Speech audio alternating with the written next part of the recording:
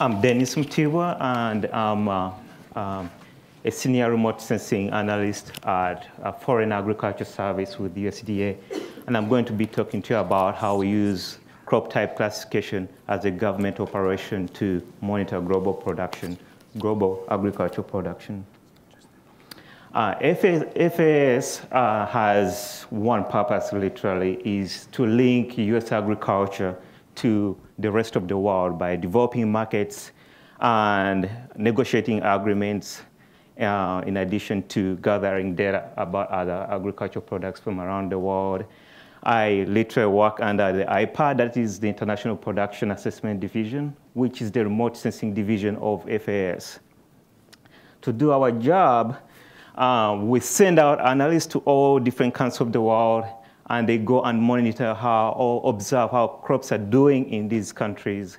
And they do this during the growing season. And as they go around, they collect ground truth data, hundreds and hundreds of points of crops which are of interest to US. They bring that data to me, and I ingest it in Google Earth Engine, and I start doing crop type classification for those crops they're interested in, and from all the different countries.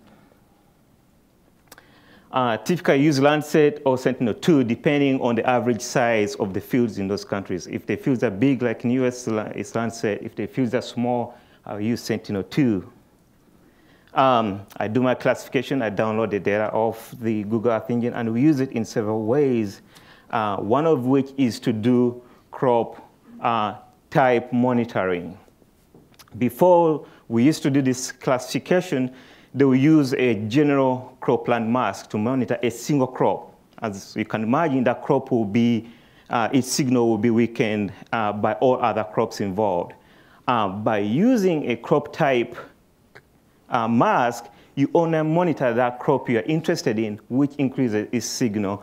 And with that, we're able to make really good predictions. Actually, we consider ourselves to be the best in predicting yield on a monthly basis. We update it every month. As I said, we monitor crops.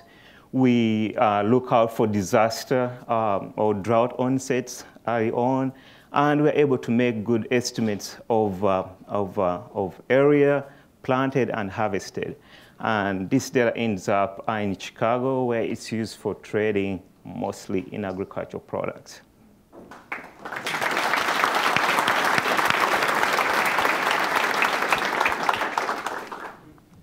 In your modeling or classification, do you ever look at the impact of a major player, monopoly, say, in a region producing some crop on the other regions? Do you see that? So if the US has a shortfall, that leads to an increase from a response from other nations, for example, in producing some crop? As I said, the reason we do this is for particular that kind of problem. We don't want, if I understood your question very well, we don't want overproduction from other countries to impact the prices without us knowing what's exactly going over there. So we particularly have to know how much they're going to be producing relative to what we'll be producing here.